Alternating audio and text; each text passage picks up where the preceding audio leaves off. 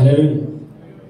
పునరుత్థానపు ఆరాధనకి చేరవచ్చిన మీ అందరికీ మన ప్రభువును ప్రియరక్షకుడైన యేసయ్య నామమున ప్రత్యేకమైన వందనాలు తెలియపరుస్తున్నాం. ప్రభు కృపను బట్టి గడిచిన దినాలన్నీ కూడా దేవతి దేవుడు తన ఉచిత రెక్కల చాటున భద్రపరిచి ఇటు రీతిగా దేవుని ఆరాధించడానికి దేవుడు మనకి ఇచ్చినటువంటి గొప్ప భాగ్యం కొరకే దేవుని స్తుతులు చెల్లుతాం. హల్లెలూయా, హల్లెలూయా. చాలామంది కూడా శుక్రవారం సెలవు ఉంటుంది, చాలామంది వస్తున్నారు. అయితే ఆదివారం కూడా చాలామందికి సెలవు ఉన్నప్పటికీ కూడా అనేక మంది నిర్లక్ష్యం చేస్తున్నారు. ఎందుకనేది తెలియదు, కానీ వారు కూడా రాబోయే దినాల్లో అనేక మంది మన రోజుకు వచ్చేలాగా మనమందరం కూడా వారి వరకు ప్రార్థన చేద్దాం. దయచేసి స్థలంలో ఉంచినట్లయితే ప్రార్థన చేసుకుని వాక్య ధ్యానంలోకి వెళ్దాం. కొద్ది నిమిషాల్లో దేవుని వాక్యాన్ని ధ్యానం చేద్దాం, ప్రార్థన చేసుకుందాం. సకల ఆశీర్వచనములకు కారణభూతుడైన మా ప్రియ పరలోకపు తండ్రి, మీ పరిశుద్ధమైన ఘనమైన శ్రేష్టమైన ఉన్నతమైన నామమునకు ఎనలేని కృతజ్ఞతాస్తుతులు చెల్లిస్తుంటున్నాము. నా తండ్రి, పరిశుద్ధుడు పరిశుద్ధుడని నిత్యమైన కొలత దూతలతోనూ భక్తులతోనూ ప్రతి గానములతో పొగడపడుచు కీర్తింపబడుచు కొనియాడబడుచున్నటువంటి మా గొప్ప కన్న తండ్రి, మీకు ఎనలేని కృతజ్ఞతాస్తుతులు చెల్లిస్తుంటున్నాము. నా తండ్రి ప్రభువా, అయ్యా నాణ్యుడు నిరంతరం ఏకరీతిగా ఉన్నటువంటి దేవుడు నా తండ్రి, నీకు అసాధ్యమైనది ఏది లేదు నా ప్రభా. ఈ సమయాన నిలబడి మీ వాక్యాన్ని ప్రభా వివరించడానికి నేను ఏమాత్రం అర్హత లేని వాడను ప్రభా. అపవిత్రమైన పదవులు గలవాడను, అపవిత్రమైన హృదయం కలిగిన వాడను నా తండ్రి ప్రభా. అయితే నా తండ్రి, నీ కృపను బట్టి నన్ను జ్ఞాపకం చేసుకొని నీ కృప చొప్పున నీ కనికరం చొప్పున అయా నీ మాట ద్వారా నన్ను పవిత్రపరిచి పరిశుద్ధపరిచి ఈ శరీరం యొక్క బోరగా నన్ను వాడుకుంటున్నందుకే మీకు స్తోత్రాలు చేస్తుంటున్నాను. వచ్చిన బిడ్డలందరూ జ్ఞాపకం చేసుకోండి. నాకు మాకు కావలసినటువంటి ఆత్మీయ ఆహారాన్ని ఇచ్చి బలపరచమని ఘనత మేము ప్రభావం పొందుకోమని యేసయ్య పరిశుద్ధ నామమున స్తుతించి ప్రార్థించి వేడుకుంటున్నాం ప్రియ పరలోకపు తండ్రి. మీకా గ్రంథము లేఖన భాగం నుండి మీకా గ్రంథము బైబిల్ తెచ్చిన వారందరూ కూడా బైబిల్ తెరిచి చూద్దాం. మీకా గ్రంథము 6వ అధ్యాయము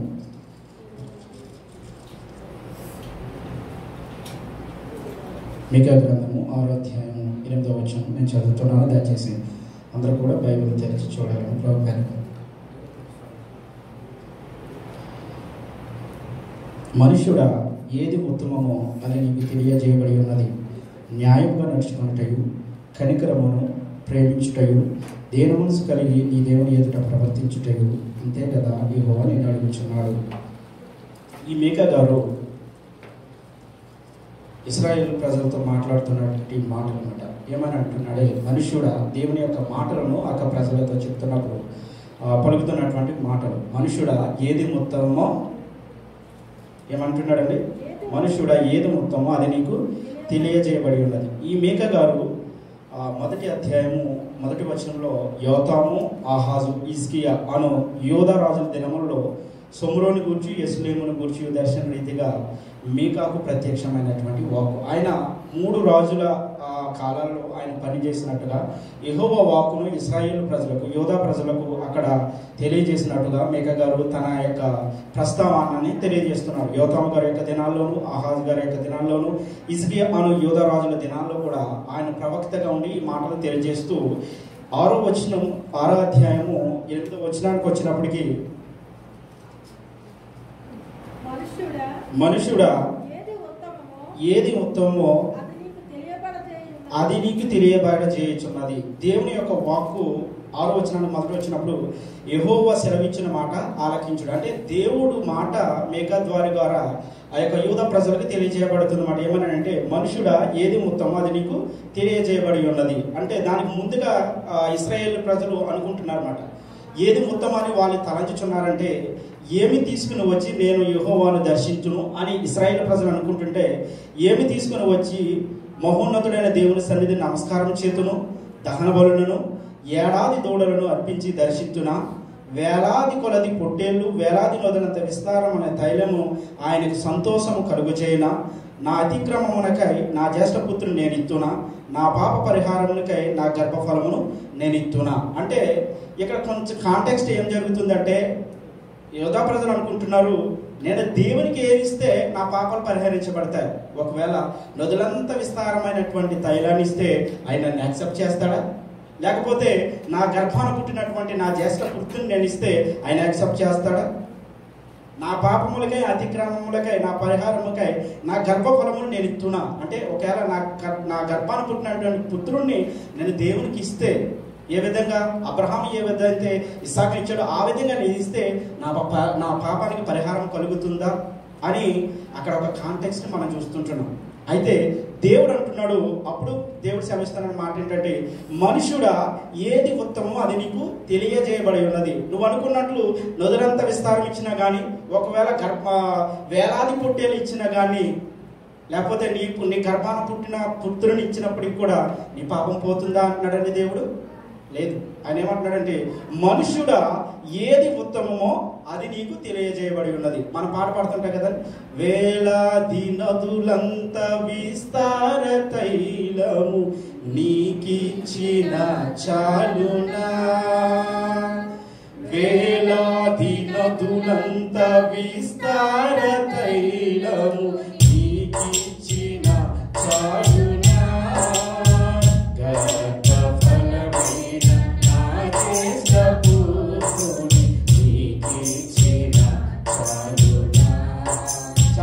గర్భఫలమైన నా పుత్రుడిని నీకు ఇస్తే సరిపోతుందా అంటే ఆయన ఏమంటున్నాడు తెలుసా?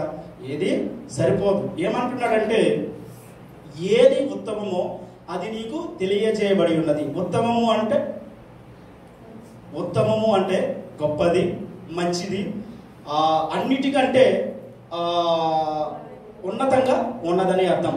చాలా మంది పురుషోత్తముడు అంటాడు, అంటే పురుషులలో ఉత్తముడు, అంటే పురుషులందరికంటే గొప్పవాడిగా వర్ణించబడిన అని పురుషోత్తముడు అని పిలుస్తారు. అయితే ఇక్కడ ఉత్తముడు అనగా గొప్పది. మనం చాలాసార్లు మన ఒక గృహాన్ని కట్టుకున్నప్పుడు అన్నిటికంటే ఉత్తమంగా కట్టుకోవాలని మనం ఆశపడుతుంటాం, గొప్పగా. అలాగే మన బిడ్డలు చదువుతున్నప్పుడు కూడా మనం అనుకున్నటువంటి ఊహ ఏంటంటే, అందరికంటే ఉత్తమముగా గొప్పవారుగా నా కొడుకులు ఉండాలని ఆశపడుతుంటాం. అందరికంటే ఉత్తమముగా నా ఇల్లు చక్కబెట్టుకోవాలని మనం అనుకుంటాం. అన్నిటికంటే ఉత్తమముగా అందరికంటే గొప్పవారుగా నేను పేరు ప్రఖ్యాతలు తెచ్చుకోవాలని మనం ఆశపడుతుంటాం. అయితే యెహోవా దేవుని యొక్క మాటను బట్టి మనం చూస్తే, మనుషుడా ఏది ఉత్తమమో అది నీకు తెలియజేయబడి ఉన్నది. అంటే ఆల్రెడీ నీకు తెలియజేయబడి ఉన్నది. దాన్ని మనం ఏం చేయాలి? ధ్యానించాలి. దేవుని వాక్యం అక్కడ కొంత అచ్చట కొంత ఇచ్చట ఉంటుంది. ఎప్పుడైతే దేవుని వాక్యాన్ని మనం ధ్యానిస్తామో అప్పుడు ఆ ఉత్తమమైనది ఏదో మనకి బయలుపరచబడుతుంది. యెహోవా ధర్మశాస్త్రము దేవారాత్రము ధ్యానించువాడు ధన్యుడు. దేవారాత్రము దాన్ని ధ్యానించాలని దేవుని వాక్యం సెలవిస్తుంది. కాబట్టి వాక్యాన్ని ధ్యానిస్తున్నప్పుడు ఆ యొక్క ఉత్తమమైనది ఏమిటో దేవుడు మనకు బయలుపరుస్తుంటున్నాడు. చూద్దాం ఉత్తమమైనది ఏంటో. అసలు ఉత్తముడు ఎవరో, ఉత్తమమైనది ఏంటో మనం చూద్దాం. కీర్తన గ్రంథము 25వ అధ్యాయము 8వ వచనం.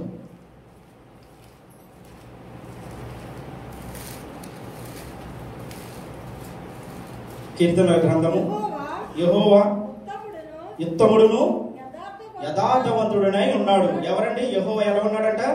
ఉత్తముడు. అంటే అందరికంటే గొప్పవాడిగా ఉన్నాడు, అందరికంటే పేరు ప్రఖ్యాతలు కలిగిన వాడిగా ఉన్నాడు, అందరికంటే గొప్పవాడిగా ఆయన కనపడుతున్నాడు. యెహోవా ఉత్తముడును యథార్థవంతుడు. యథార్థత అంటే ఏంటండి? ఆయనలో ఎటువంటి దోషము లేనివాడు, ఎటువంటి కపటము లేనివాడు, ఎటువంటి అన్యాయం లేనివాడు, ఎటువంటి పాపము కూడా లేనట్టువాడుగా దేవుడు మనకు కనపడుతుంటున్నాడు. ఎలా కనపడుతున్నాడు దేవుడు? యెహోవా ఉత్తముడును ఆ యథార్థవంతుడనే ఉన్నాడు. అలాగే కీర్తన గ్రంథము 34వ అధ్యాయం 8వ వచనం ఒకసారి చూద్దాం. యెహోవా ఉత్తముడని రుచి చూచి తెలుసుకోవాలి. యెహోవా ఉత్తముడని రుచి చూచి అంటే ఎలా తెలుసుకోవాలండి? ఒకవేళ కూర ఎలాగుందో రుచి చూస్తే మనకి తెలుస్తుంది. లేకపోతే పలానా రేణుక గారు ఎలాగున్నారో, లేకపోతే పలానా సహోదరు ఎలాగుందో, ఆమెతో మేము కలిసి ప్రయాణం చేస్తున్నప్పుడు లేకపోతే సహవాసం చేస్తున్నప్పుడు ఆమె ఎలాంటిదో మనకు తెలుస్తుంది. అయితే దేవుడు ఉత్తముడని, యెహోవా ఉత్తముడని రుచి ఎలా చూడాలి? నీ వాక్యము ఏమంటే జుంటె తేనె దారుల కన్నా మధురమైనదని వాక్యం సెలవిస్తుంది. వాక్యం అలాంటిదని జుంటె తేనె దారుల కన్నా మధురమైనది. ఆ వాక్యాన్ని మనం ఎప్పుడైతే పఠిస్తామో, ఆ వాక్యాన్ని ఎప్పుడైతే మనం ధ్యానిస్తామో, యెహోవా రుచి ఏంటో మనకు తెలుస్తుంది. చాలాసార్లు మనం వాక్యాన్ని చదువుకుంటూ వెళ్ళిపోతాం తప్ప దాన్ని ఎప్పుడు కూడా ఆగి ధ్యానించే పరిస్థితులకు మనం ఎప్పుడు ఉండవు.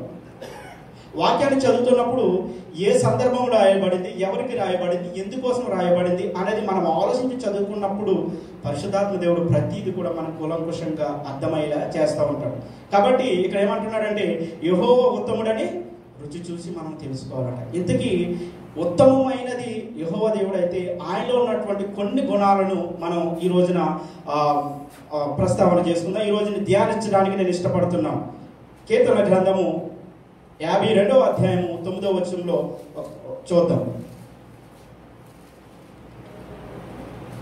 అందులో చివరి 2వ లైన్లో ఒక మాట రాయబడుతుంది, నీ నామము నీ భక్తుల దృష్టికి ఉత్తమమైనది. ఇప్పుడు యెహోవా నామము ఆయన భక్తుల దృష్టికి ఎలాగుందండి?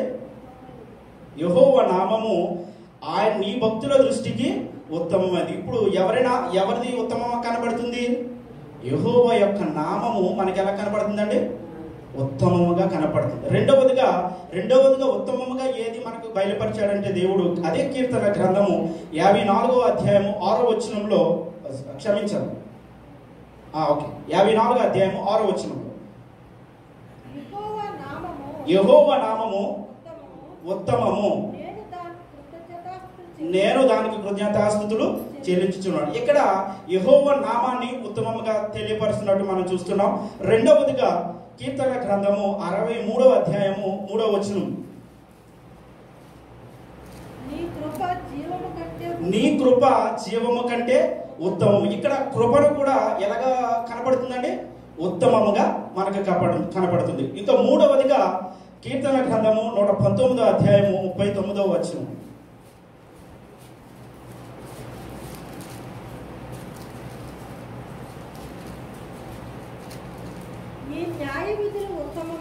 నీ న్యాయ విధులు ఉత్తమములు. చాలండి, ఉత్తమము గురించి తెలియజేయబడింది. మనుషుడా, ఏది ఉత్తమమో అది నీకు తెలియజేయబడి ఉన్నది. ఇప్పుడు ఏమి తెలియజేయబడి ఉన్నది? ఆయన నామం మనకు ఉత్తమంగా కనపడుతుంది, ఆయన కృప మనకు ఉత్తమంగా కనపడుతుంది, ఆయన యొక్క న్యాయ విధులు మనకి ఉత్తమముగా కనపడుతున్నాయి. ఇప్పుడు ఆయన నామమును గురించి దేవుడు ఏమంటున్నాడో నిర్గమకాండము 20వ అధ్యాయం 7వ వచనంలో చూద్దాం. నిర్గమకాండము ఇశ్రాయేలుకి ఇచ్చినటువంటి కట్టడలలో దేవుడు వాళ్ళకి చలవిస్తున్నటువంటి మాట. నిర్గమకాండము 20వ అధ్యాయం 7వ వచనం,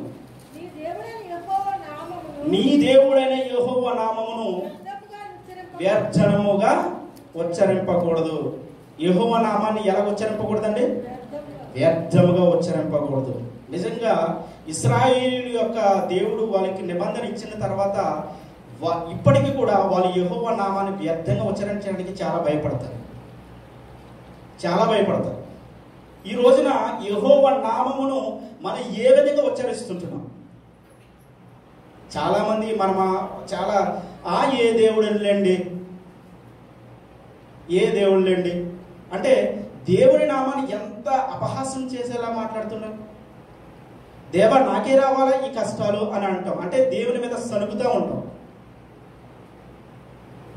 లేకపోతే దేవుని యొక్క నామాన్ని అనేక మార్లు మనం అవమానపరిచే వారిగా మనం మాట్లాడుతుంటాం మన నోటి ద్వారా. దేవా నాకే ఎందుకు జరగాలి, దేవా నాకే ఎందుకు ఇలా జరగాలి అంటే దేవుడు అని ఆయన ఏంటో ఇప్పటికీ మనకు అర్థం కాకపోతే చాలా విచారకరం. దేవుడు అని అంటే సర్వ సృష్టిని కలిగజేసినటువంటి సర్వశక్తి కలిగినటువంటి దేవుడు అండి. ఆయన అనంతుడు. ఆయనకు రూపం కనిపించట్లేదు, కానీ సర్వశక్తి కలిగినటువంటి దేవుడు. ఈ ప్రపంచాన్ని, ఈ భూగోళాన్ని, సమస్తాన్ని కలిగజేసినటువంటి సర్వ సృష్టికర్త అయినటువంటి దేవుడు అండి ఆయన.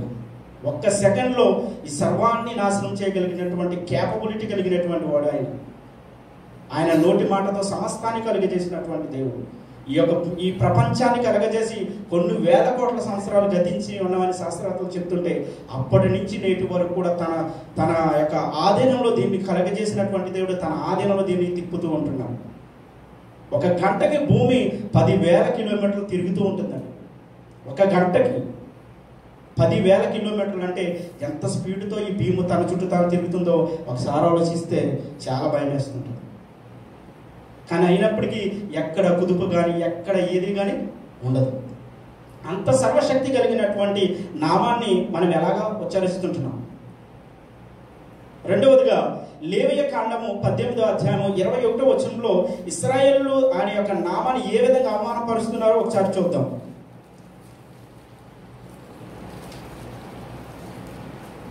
లేవియ కాండము 18వ అధ్యాయము 21వ వచనం.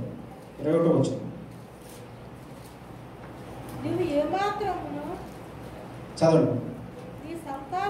నీ సంతానమును మేలేకు నిమిత్తము అమోనీయుల దేవత పేరు అనేది కింద పుట్టినోట్లో ఇచ్చినాడు. నువ్వు ఏమాత్రము నీ సంతానమును మేలేకు నిమిత్తము అగ్నిగుండము దాటనీయకూడదు, నీ దేవుని నామమును అపవిత్రపరచుకోండి. ఇశ్రాయేలు ఏం చేస్తున్నారంటే పైన కొన్ని కట్టడలు ఇచ్చారు. దేవుడు కొన్ని కట్టడలు ఇస్తూ ఆయన చెప్తున్నటువంటి మాట ఏంటంటే, మీరు అమోనీయుల యొక్క దేవతను వాళ్ళు చేస్తున్నట్టుగా మీ బిడ్డలు ఏం చేయకూడదండి, అగ్నిగుండము దాటించకూడదు. అంటే అక్కడ దేవుడి నామాన్ని అగ్నిగుండం దాటించడం ద్వారా అవమానం కలిగినట్టుగా మనం చూస్తుంటున్నాం. అంటే దేవుళ్ళు ఒకవైపు ఉంటున్నారు, లోకంలో ఒకవైపు ఉన్నట్టుగా వాళ్ళు మనకు కనపడుతుంటున్నారు. ఇక్కడ కూడా దేవుని సన్నిధానానికి వస్తున్నటువంటి మనం కూడా చాలాసార్లు దేవునిలో ఒక భాగం ఉంటాము, బయటికి వెళ్ళిన తర్వాత ఒక భాగం ఉంటాము.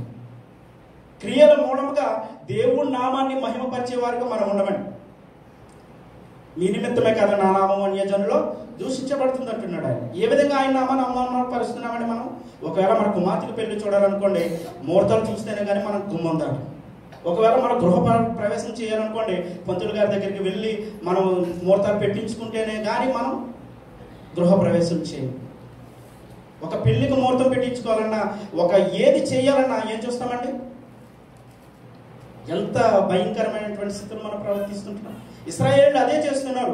ఒకవైపు అమ్మోనీయుల దేవత వైపు చేస్తున్నటువంటి క్రియల వైపు వారు నడుస్తూనే ఇంకోవైపు దేవుని పిల్లలమని చెప్పుకుంటుంటున్నారు. నేడు క్రైస్తవ సమాజంగా దేవుని పేరు పొందినటువంటి మనము, గలతీయులకు రాసిన పత్రికలు అంటారు కదా, క్రీస్తు యేసులోనికి బాప్తిసం పొందిన మీరందరూ కూడా క్రీస్తుని ధరించుకుని ఉన్నారు. ఇటువంటి క్రీస్తుని ధరించుకునేటువంటి మనము ఏ విధంగా బ్రతకాలి? క్రియల ద్వారా ఆయన నామాన్ని అవమానపరిచే వారు ఉంటున్నామా? క్రియల ద్వారా ఆయన నామాన్ని హెచ్చించే వారికి మనం ఉంటున్నామా? ఎంత దారుణం అండి! మన క్రియలన్నీ కూడా దేవుని సన్నిధిలోకి వచ్చినప్పుడు వాక్యానుసారంగా బ్రతకాలని ఆశపడుతున్నప్పటికీ, చాలా మంది కూడా వాక్యానుసారంగా బ్రతకాలని ఆశపడుతున్నప్పటికీ లోకంలో ఉన్న వారి కొరకు వారి యొక్క విధి విధానం, దేవుని ఇచ్చినటువంటి విధి విధానం విడిచిపెట్టి లోకానుసారంగా బ్రతుకుతుంటుంటారు. అపోస్తలుడైన పౌలు అంటాడు, నా మటుకైతే బ్రతుకుట క్రీస్తే, చావైతే లాభం. ఒక క్రైస్తవుడు ఆ విధంగా మనం బ్రతకాలండి. క్రైస్తవుడు ఎలా బతకాలని అంటే, లోకంలో ఒకవైపు ఒక అడుగు, లేకపోతే దేవుని సన్నిధిలో విధి విధానాలు ఒకవైపు ఉన్నట్టుగా మనం ఎప్పుడూ ఉండకూడదు. ఇశ్రాయేలు ప్రజలు అదే చేస్తుంటున్నాడు. అందుకని దేవుడు అంటున్నాడు, మనుషుడా ఏది ఉత్తమమో అది నువ్వు చెయ్యి, నీకు తెలియజేయబడింది. లోకంలో ఉంటే అది నీకు ఉత్తమము కాదు. లోకంలో నీ ఇష్టానుసారంగా వెళ్తే అది ఉత్తమం కాదు. ఎందుకంటే లోకంలో నిన్ను నేను ప్రత్యేకపరిచాను, నా నామము నిమిత్తము నిన్ను ప్రత్యేకపరచుకున్నాను కనుక నువ్వు ఎలా బ్రతకాలో తెలుసా? ఆయన నామాన్ని కీర్తించేలా బ్రతకాలని ఆయన కోరుతుంటున్నాడు. రెండవదిగా లేవియ కాండము 19వ అధ్యాయం 12వ వచనం. అదే లేవియ కాండము 19వ అధ్యాయం 12వ వచనం. నా నామమును బట్టి అబద్ధ ప్రమాణము చేయకూడదు. చాలా మంది కూడా అబద్ధ ప్రమాణం చేస్తుంటారు. చాలాసార్లు మనం అంటాం, దేవుడి సాక్షిగా మనం అంటుంటాం, దేవుడి సాక్షిగా నేను ఖచ్చితంగా ఈ పని చేస్తానండి, దేవుడి సాక్షిగా నేను ఈ పని చేస్తానండి అంటాం. కానీ దేవుడి సాక్షిగా పెట్టుకుని మనం ఎప్పుడైనా చేస్తున్నాం? ఎన్నిసార్లు మనం అప్రమాణికంగా ప్రమాణం చేసి ఉంటున్నాం? అదే దేవుడు అంటున్నాడు. ఏమంటున్నాడు తెలుసా? నా నామమును బట్టి అబద్ధ ప్రమాణము చేయకూడదు. ఎందుకంటే ఆయన రోషం కలిగినటువంటి దేవుడు, ఆయన పౌరుషం కలిగినటువంటి దేవుడు, ఆయన సర్వశక్తి కలిగినటువంటి దేవుడు. దేవుడు మాట ఇస్తే దాన్ని వెనక్కి తీసుకునే దేవుడు కాడు. తన పిల్లల పక్షాన మాట ఇచ్చినా కానీ ఆయన వెనక్కి తీసుకునే దేవుడు కాడు. తన ప్రవక్తల ద్వారా పలికించిన ప్రతి మాటను కూడా ఆయన నెరవేర్చాడు. అబద్ధ ప్రవక్తల ద్వారా పలికించినటువంటి మాటను ఏమాత్రం నెరవేర్చలేదు. కానీ అనేక మంది ప్రవక్తల ద్వారా, యెషయా గారి ద్వారా, ఇర్మియా గారి ద్వారా, హెజ్కేలు గారి ద్వారా, ఇలాగ అనేక మంది ప్రవక్తల ద్వారా ఆయన పలికించినటువంటి ప్రతి వాగ్దానాన్ని, ప్రతి మాటను కూడా ఆయన నెరవేర్చాడు. కాబట్టి ఈ రోజున ఏ విధంగా మనం ప్రమాణం చేస్తున్నాం లోకంలో? ఎవరికైనా మాట ఇచ్చి నిజంగా మనం దేవుని పేరట నేను ప్రమాణం చేస్తున్నాను మాట అక్కర్లేదండి. ఎందుకంటే క్రైస్తవులుగా మనం ఉంటున్నప్పుడు క్రైస్తవుడు అన్నవాడు పర్ఫెక్ట్గా ఉంటాడని లోకము ఆలోచిస్తూనే ఉంటుంది. Thank you. సాధారణంగా లోకంలో మనం చేస్తున్నటువంటి పనిని లోకం ప్రతిసారి మనల్ని అబ్జర్వ్ చేస్తూ ఉంటుంది. కాబట్టి మనం ఏది మాట్లాడినా, ఏ పని చేసినా ఎవరికి లింక్ పెడతారండి లోకం? వీళ్ళ క్రైస్తవులండి. ఎవరికి వెళ్ళిపోతుంది ఆ లింకు? దేవునికి వెళ్ళిపోతుంది. మనం చేసే అప్రామాణికము, మనం చేసే ప్రతి క్రియ కూడా ఎవరికి లింక్ అప్ అవుతుందండి?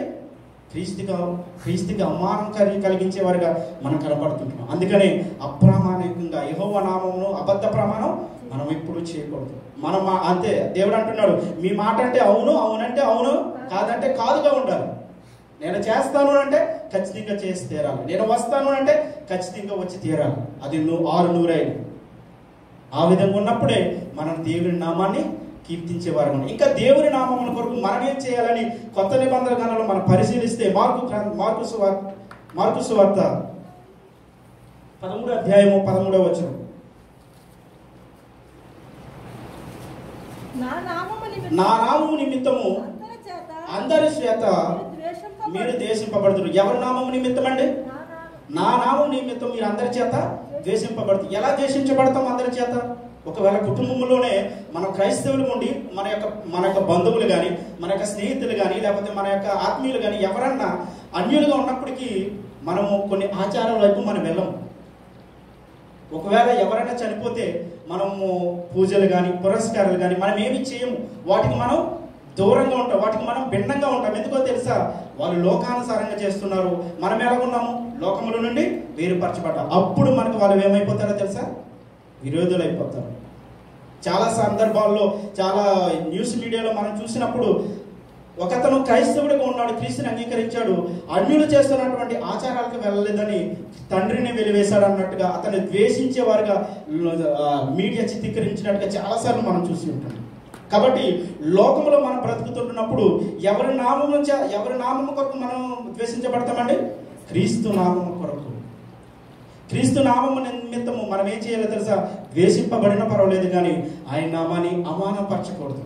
ఆయన నామాన్ని అవమానపరిచేవారుగా మనం ఎప్పుడు కూడా బ్రతకకూడదు. అప్రమాణకముగా దేవుని నామాన్ని ఉచ్చరిస్తూ అప్రమాణంగా మనం ఎప్పుడు కూడా ప్రమాణము చేయకూడదు అని దేవుని లేఖనం మనకి సెలవిస్తుంది. అలాగే 1 పేతురు పత్రిక 4వ అధ్యాయం 14వ వచనంలో మాట్లాడుతుంది, క్రీస్తు నామం నిమిత్తము మీరు నిందల పాలైన ఎడల. 1 పేతురు రాసిన పత్రిక 4వ అధ్యాయం 14వ వచనంలో ఉంటుంది, క్రీస్తు నామం నిమిత్తం మీరు నిందల పాలైన ఎడల. క్రీస్తు నామం నిమిత్తం మనం ఏమైపోవాలండి? నిందల పాలైనా పర్లేదు, కానీ నిత్య రాజ్యాన్ని పోగొట్టుకోవడానికి మనం ఎప్పుడు కూడా సిద్ధపడకూడదు. క్రీస్తు కొరకు మనం నిందల పాలైనా పర్లేదు, క్రీస్తు కొరకు మనం అవమానపడ్డ పర్లేదు, కానీ క్రీస్తు నామాన్ని ఎప్పుడు కూడా మనం అవమానపరచకూడదు. ఆయన నామము అన్ని నామముల కన్నా పైనామము కలిగినది. ప్రతి మోకాలు ఆయన నామంలో వంగాలి. అటువంటి నామాన్ని మనం ఉచ్చరిస్తున్నప్పుడు, అటువంటి నామాన్ని మనం గానం చేస్తున్నప్పుడు, అటువంటి నామంలోనికి మనం వచ్చినప్పుడు ఆయన నామాన్ని ఎంత జాగ్రత్తగా మనం కేర్ చేసుకుంటూ వెళ్ళాలి, ఎంత జాగ్రత్తగా మనం పవిత్రంగా దాన్ని నామాన్ని చూడాలి. ఉంటుందా మనకి ఎప్పుడైనా దాని గురించి ఆలోచన? ఆయన నామాన్ని గురించి మన ఆలోచన ఏం దేవుడు లేండి అంటుంటాం. జాగ్రత్త, మన మాట కూడా చాలా జాగ్రత్తగా ఉండాలి. అందుకంటాడు, ఆ దేవుడు ఆకాశం ముందు ఉన్నాడు, మన భూమి కింద ఉన్నాము, మన మాటలు కొద్దిగా ఉండాలని ప్రసంగి రాసిన గ్రంథం అంటాడు. మన మాటలు ఎంత తక్కువ ఉంటే అంత మంచిది, ఎంత వింటే దేవుని మాటలు అంత మన జీవితానికి శ్రేయస్కరం. దేవుని నామాన్ని ఇశ్రాయేలు ప్రజలు అమానం చేస్తున్నప్పుడు దేవుడు మనల్ని ఏమంటున్నాడు తెలుసా? లోకంలో నుంచి మనం వేరుపరిచిన తర్వాత దేవుడు ఏమంటున్నాడు తెలుసా? క్రీస్తు నిమిత్తం మీరు దేశించబడతారు, క్రీస్తు నిమిత్తం మీరు నిందల పాలవుతారు, అయినప్పటికీ మీరు ఏం చేయాలో తెలుసా? ఆయన నామాన్ని కీర్తిస్తూనే బ్రతకాలి. అది ఏమంటుందండి? అది ఉత్తమమైనది. ఏది ఉత్తమమైనది? క్రీస్తు నామం కొరకు మనం అవమానపడిన పర్లేదు, క్రీస్తు నామం కొరకు మనం ద్వేషింపబడిన పర్లేదు, క్రీస్తు నామాన్ని మనం ఎప్పుడు అవమానపరచకూడదు. అది ఉత్తమమైనది మొట్టమొదటిగా. రెండవదిగా ఆయన కృప జీవము కంటే ఉత్తమమైనది. ఆయన కృప జీవము కంటే ఉత్తమమైనది. కృప అంటే ఏంటండి? కృప అనగా యోగ్యత లేని వారికి అనుగ్రహించబడినటువంటి దానం. కృప అనగా యోగ్యత లేని వారికి అనుగ్రహించబడినటువంటి వరం. నిజం ఒక మాటలో చెప్పాలండి, మనమంతా కూడా ఎంత ధన్యులమో తెలుసండి. ఒక 4-5 తరాలు లేకపోతే 10 తరాలు వెనక చూస్తే మన పూర్వీకులందరూ కూడా అన్యులే. యేసుక్రీస్తు అంటే వారికి తెలియదు, దేవుని ప్రేమ అంటే వారికి తెలియదు, కానీ క్రీస్తుని ప్రేమను బట్టి దేవుడు మనల్ని ఏం చేశాడండి? లోకంలో నుండి ఆయన, అందుకని అంటున్నాడు, ఏమంటున్నాడు తెలుసా? లోకంలో నుండి ఆయన మనల్ని వేర్పరచుకున్నాడంట. కాబట్టి ఆయన కృప నిమిత్తము నిర్గమకాండంలో ఆ ప్రజలు ఏం చేశారో ఒకసారి చూద్దాం. నిర్గమకాండము 34వ అధ్యాయము 7వ వచనం. త్వరలోకి వెళ్దాం.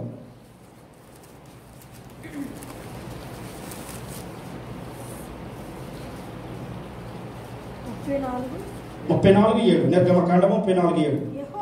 యెహోవా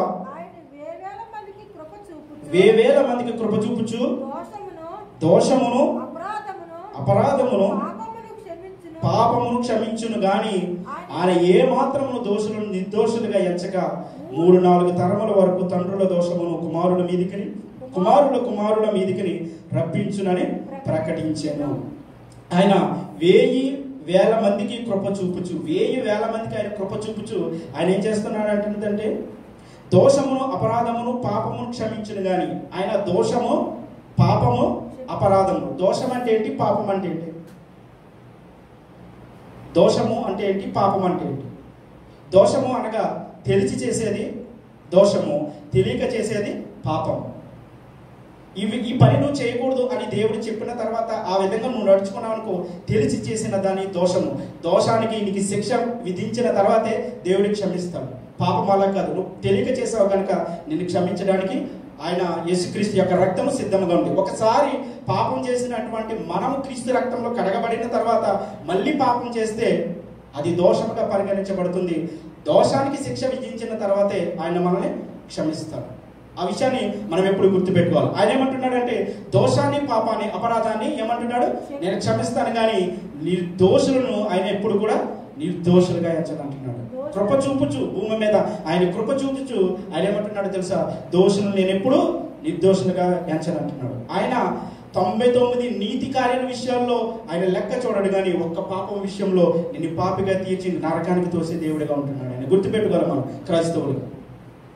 నేను 99 కార్యాలు నీతిగా బ్రతుకుతున్నాను కదా, ఈ యొక్క బలహీనతల వల్లే నేను దేవుడు నన్ను యాక్సెప్ట్ చేస్తాడేమో అనుకుంటున్నావేమో. దేవుడు ఎప్పుడు కూడా పాపం విషయంలో రాజీ పడాడండి. ఏ విషయంలోనైనా రాజీ పడతాడేమో. నిజంగా దేవుని దగ్గరకు వచ్చి కన్నీరు కార్చి ప్రతి పాపాన్ని ఒప్పుకుంటే, నిజంగా దోషం చేసినప్పుడు కూడా ఒప్పుకుంటే మనం క్షమించబడతామేమో కానీ పాపం విషయంలో ఒప్పుకోకుండా ఆయన ఎదుట ఈ పాపం పర్వాలేదు అని వెళ్ళిపోతే మాత్రం ఆయన నిర్దోషిగా మనల్ని ఎంచడు. ఆయన ఏమంటున్నాడో తెలుసా? దోషులను నిర్దోషులుగా ఎంచడండి. ఆయన కృప చూపుతాడు తప్ప దోషులను నిర్దోషులుగా ఎంచనంటున్నాడు. అదేవిధంగా నెహెమ్యా కీర్తన గ్రంథము 32వ అధ్యాయం 10వ వచనంలో కూడా ఆయన ఈ విధంగా మాట్లాడుతుంటున్నాడు. కీర్తన గ్రంథము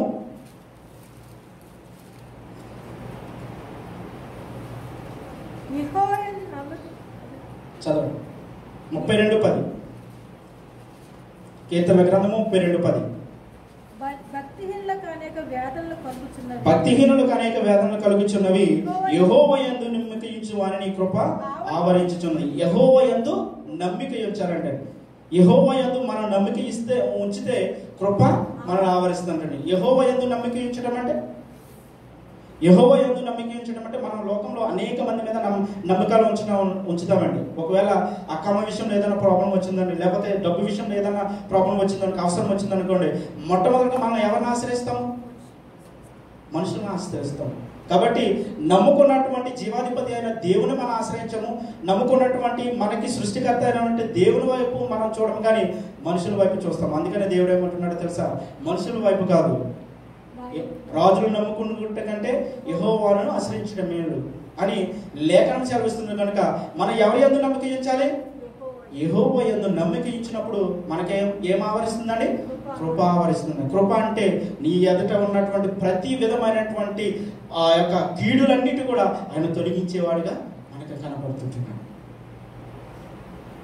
యెషయా గ్రంథము 54వ అధ్యాయం 10వ వచనంలో ఆయన మాట్లాడుతున్నాడు. యెషయా గ్రంథము 54:10 వచనం.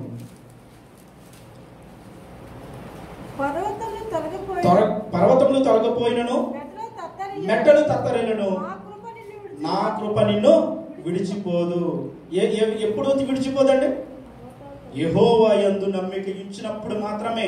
పర్వతాలు తొలగిపోయినను, పర్వతాలు తొలగిపోవడం అంటే ఏంటండి? పర్వతాలు ఎంత ఎత్తుంటాయండి? అంత భయంకరమైనటువంటి శ్రమలు వచ్చినా, అంత భయంకరమైనటువంటి ఆపదలు వచ్చినా, మరణ పడకల మీదకి నువ్వు వెళ్ళిపోయినా కానీ ఆయన యందు నమ్మిక ఉంచితే మాత్రం నిన్ను కృప ఖచ్చితంగా ఆవరిస్తూ ఉంటుంది.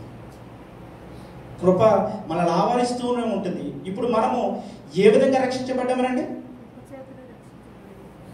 మీరు కృప చేతనే రక్షించబడ్డారని ఎఫెసీయులకు రాసిన పత్రిక 2వ అధ్యాయము 5వ వచనం ఉంటుంది. కృప చేతనే మీరు రక్షించబడ్డారు, అతిశయించుటకు మీకు కారణం లేదు. ఎవరి కృప చేత మనం రక్షించబడ్డామండి? ఒకప్పుడు లోకంలో ఉన్నాం, ఒకప్పుడు దేవుని తిరగనటువంటి జనంగా మనం బ్రతుకుతున్నప్పటికీ దేవుడు తన కుమారుని యొక్క రక్తము ద్వారా ఈ లోకానికి పాప క్షమాపణ అనుగ్రహించి ఆ రక్తము ద్వారా మనల్ని కడిగి పవిత్రపరిచి ఆయన కృప చేత మనల్ని ఎన్నుకొని ఉన్నారు. అది మనం అతిశయించడానికి కారణం లేదు. కేవలం ఆయన కృపను బట్టి మాత్రం మనం రక్షించబడి ఉన్నాం. ఎవరి కృప చేత మనం రక్షించబడి ఉన్నామండి? యేసుక్రీస్తు యొక్క కృపను బట్టి రక్షించబడి ఉన్నాము. ఆ కృపను మనం సద్వినియోగం చేసుకుంటున్నామండి. కృప ఉన్నది కదా అని మన ఇష్టం వచ్చినట్టు వెళ్ళిపోతుంటే కృప మన ఎడల ఉంటుందండి? కృప మన ఎడల ఉన్నదని పాపం చేసుకుంటుంటే కృప మన ఆవరించి ఉంటుందా? ఉండదండి. కృప ఎంతవరకు ఉంటుందో తెలుసా? నువ్వు ఒక్కసారి పడిపోయినా, 2 సార్లు పడిపోయినా, నీతిమంతుడు 7 సార్లు పడను తిరిగి లేచిన రీతిగా పరిశుద్ధాత్మ నువ్వు పడిపోయినా 4-5 సార్లు దాకా నిన్ను తట్టుతూనే ఉంటాడు. నీ విషయంలో పడిపోయా, నువ్వు ఒప్పుకో, ఈ విషయంలో నువ్వు తప్పు మార్గంలో వెళ్తున్నావు అని పరిశుద్ధాత్మ దేవుడు మనకు గైడెన్స్ ఇస్తూనే ఉంటాడు. ఆ సమయంలో నువ్వు సరెండర్ అయి దేవుని యొక్క కృపకు, దేవుని యొక్క కృపలో ఉన్నానని గుర్తిరిగి నీ పాపం స్థితిని ఒప్పుకుంటే మళ్ళీ కృప నిన్ను ఆవరిస్తూనే ఉంటుంది. ఆయన మార్గంలో నిన్ను నడిపిస్తూనే ఉంటాడు. లేదు, ఆయన నిన్ను హెచ్చరిస్తున్నప్పటికీ, పరిశుద్ధాత్మ దేవుడు నీలో ఉండి నీ తప్పుదాన్ని హెచ్చరిస్తున్నప్పటికీ నువ్వు ఒప్పుకొనకపోతే ఏమవుతుందో తెలుసా?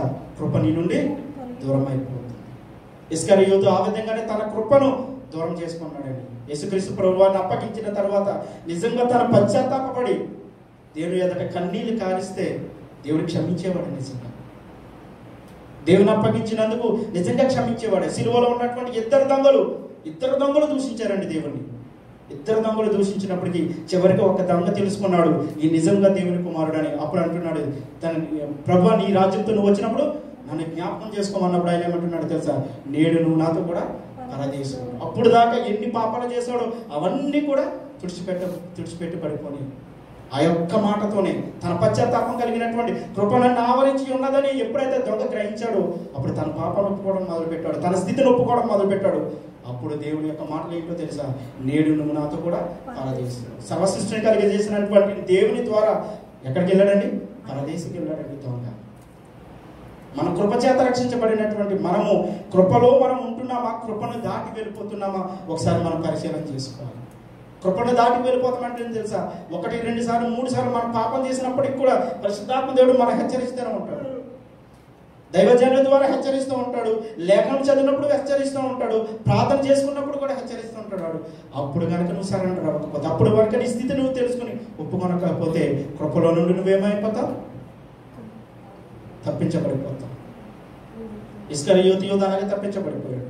కాబట్టి ఎక్కడికి వెళ్ళిపోయాడండి? నిత్య నరకగ్నిలోనికి వెళ్ళిపోయాడు. కృప నిన్ను ఆవరించి ఉన్నప్పుడే నీలో ఉన్నటువంటి ప్రతి స్థితిని నువ్వు ఒప్పుకోవాలని దేవుడు కోరుకుంటున్నాడు. గలతీయులకు రాసిన పత్రిక 1వ అధ్యాయము 15వ వచనంలో ముగించబోతున్నాను త్వరగా. గలతీయులకు రాసిన పత్రిక 1వ అధ్యాయం 15వ వచనం. అయినను గర్భం నందు పడినది మొదలుకుని నన్ను ప్రత్యేకపరిచి తన కృప చేత నన్ను పిలిచిన దేవుడు నేను అన్య జనులలో తన కుమారుని ప్రకటింపవలనని అపోస్తలుడైన పౌలు ఏమంటున్నాడో తెలుసా?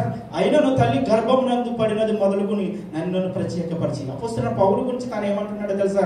ఆయన ఏమంటున్నాడు తెలుసా? తల్లి గర్భంలో నుండి నన్ను ప్రత్యేకపరుచుకున్నాడు. ప్రత్యేకపరిచినప్పటికి కూడా ఏం చేస్తున్నాడండి?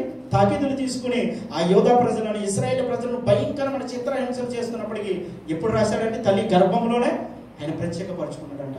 ఒక రోజు వచ్చింది, ఆ రోజున యేసుక్రీస్తు ప్రభువు వారు మాట్లాడారు, సౌలా ఎందుకు నన్ను హింసిస్తున్నావు, నువ్వు కృపలోనికి రా అని పిలిచినప్పుడు ఎక్కడికి వచ్చాడండి పౌలు? దేవుని కొరకు తన త్యాగాన్ని, తన జీవితాన్ని అంతా త్యాగం చేసినట్టుగా మనం చూస్తుంటున్నాం. కాబట్టి కృపలో మనం ఉంటున్నామా? కృప నుండి తప్పిపోతాం. కృపలో ఉంటే ఉత్తమమైన దానిని మనం ఎరిగినట్టుగా దేవుడు మనకి తెలియజేస్తున్నాడు. ఇక మూడవదిగా 119వ అధ్యాయం 39 ఆయన న్యాయ విధులు ఉత్తమమైనది. ఎవరి న్యాయ విధులండి? యెహోవా న్యాయ విధులు ఉత్తమమైనది.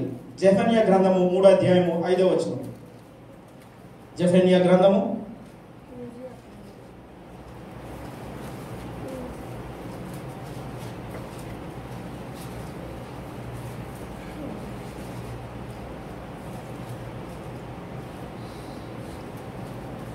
జెఫెన్యా గ్రంథము దయచేసి త్వరగా చదవాలని కోరుతున్నాం.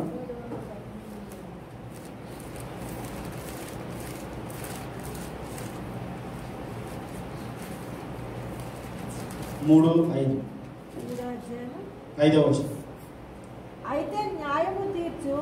అయితే న్యాయము తీర్చు యెహోవా దాని మధ్యనున్నాడు. ఆయన అక్రమము చేయవాడు అనుదినము తప్పకుండా ఆయన న్యాయ విధులను బయలుపరచు. అనుదినము తన న్యాయ విధులను బయలుపరచును. ఈ వచనం చాలా ఇంపార్టెంట్ అండి. అనుదినము అనగా ప్రతిదినము తన న్యాయ విధులు మనకు బయలుపరుస్తాడని దేవుడు లేఖనం మనకు సెలవిస్తుంది. ఎందుకు ఆయన న్యాయ విధులేంటి? నేను పరిశుద్ధుడిని కనుక మీరు సమస్త ప్రవర్తన పరిశుద్ధులై ఉండాలి. నిన్ను వలె నీ పొరుగు వారిని ప్రేమించాలి. యేసుక్రీస్తు ఏ విధంగా బ్రతికాడో ఆ విధంగా బ్రతకడమే ఆయన న్యాయ విధులను మనం నెరవేరుస్తున్నాం. యేసుక్రీస్తు ఈ లోకంలో 33 సంవత్సరాలు బ్రతికినప్పుడు ఏ విధంగా బ్రతికాడండి? తన తల్లిదండ్రులకు లోబడి బ్రతికాడు. తన చూపులో కానీ, తన మాటలో కానీ, తన ప్రవక్తలలో కానీ, తన ఆలోచనలో కానీ ఏ మాత్రం పాపం లేకుండా బ్రతికిన వాడు ఈ లోకంలో ఎవడైనా ఉన్నారంటే ఆయన ప్రభు అయిన యేసుక్రీస్తు ఒక్కరు మాత్రమే. నాలో పాపం ఉందని ఈ ప్రపంచానికి సవాలు ఇచ్చినటువంటి ఒకే ఒక వ్యక్తి ఎవరో తెలుసా? యేసుక్రీస్తు ప్రభు వారు. అప్పటి నుండి నేటి వరకు ఎవరు కూడా ఆయనలో పాపం ఉందని రుజువు చేయలేకపోయారు. ఇక ముందు కూడా ఎవరు కూడా రుజువు చేయలేడు. ఎందుకంటే ఆయన పరిశుద్ధుడు, పరిపూర్ణుడు. పాపుల్లో చేరక ప్రత్యేకించబడినటువంటి ఆయన ఎలా కనపడుతున్నాడు? ప్రతిరోజు ఆయన న్యాయ విధులు మనకు తెలియపడుతుంది. ఏ విధంగా న్యాయ విధులు తెలియపరుస్తున్నాడు అండి? తన జీవ గ్రంథము ద్వారా ఈ లోకంలో మనం ఎలా బ్రతకాలో, ఏ విధంగా జీవించాలో తన లేఖనం ద్వారా ప్రతిదీ కూడా తన న్యాయ విధులు మనకి తెలియపరుస్తుంటున్నాడు.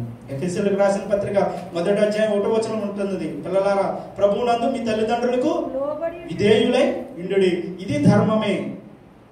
పిల్లలు ఎలా ఉండాలంటే తల్లిదండ్రులకి లోబడి ఉండాలి. ఏ విధంగా లోబడి ఉండాలి?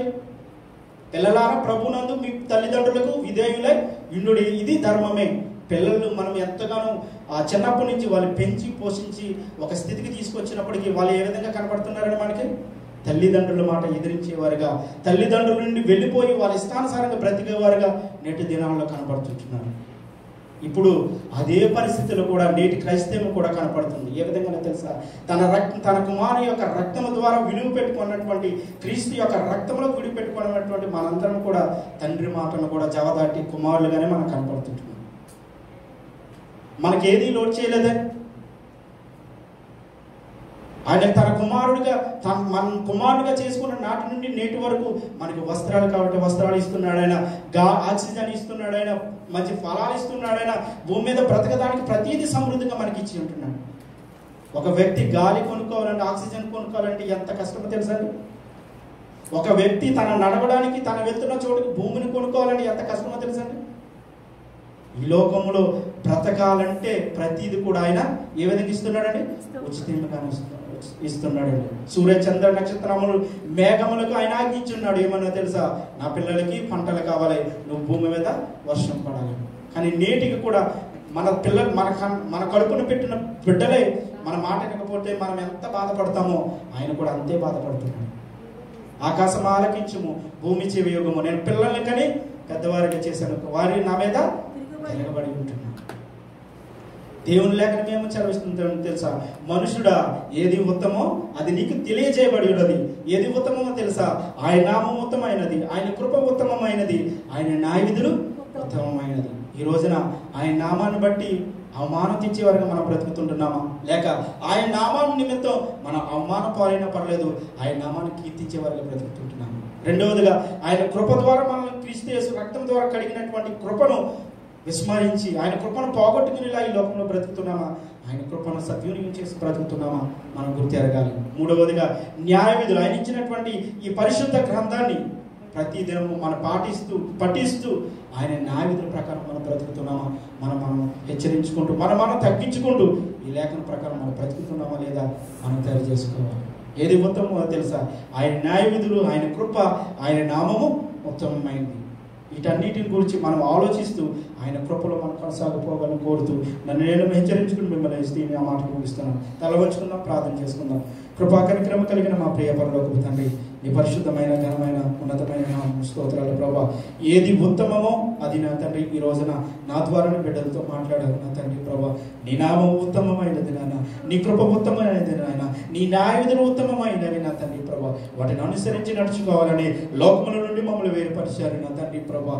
లోకములో వేరుపరిచిన తండ్రి నీ కుమారుడి యొక్క రక్తము ద్వారా నా తండ్రి అయ్యా మమ్మల్ని కడిగి పవిత్రపరిచిన తండ్రి కొందరు అయ్యా తండ్రి మాతను వత్తాసపుచ్చుకుని నా ప్రభా ఈ లోకంలోకి వచ్చిన తండ్రి నా పాపముల కొరకే మా పాపముల కొరకే నువ్వు సిలువ పనిచేసిన త్యాగమును బట్టి నీకు స్తోత్రాలు చెల్లిస్తుంటున్నావు. నువ్వు రెండవసారి రాబోతున్నావు నా తండ్రి నా ప్రభా. మీ కొరకు ప్రభా మేము సిద్ధపడిన తండ్రి అనేక మందిని సిద్ధపరిచే వారిగా మేము ఉండడానికి మీరే సహాయం చేయమని, ఎత్తబడినటువంటి వాక్యాలను మన హృదయాలు భద్రపరచుకొని వాక్యం ప్రకారం మా జీవితాలు కట్టుకోవడానికి మీరే సహాయం చేయమని, ఘనత మహిమ ప్రభావం పొందుకోమని యేసు పరిశుద్ధ నామమున స్తుతించి ప్రార్థించి వేడుకొంచున్నాం పరమ తండ్రి. ఆమేన్.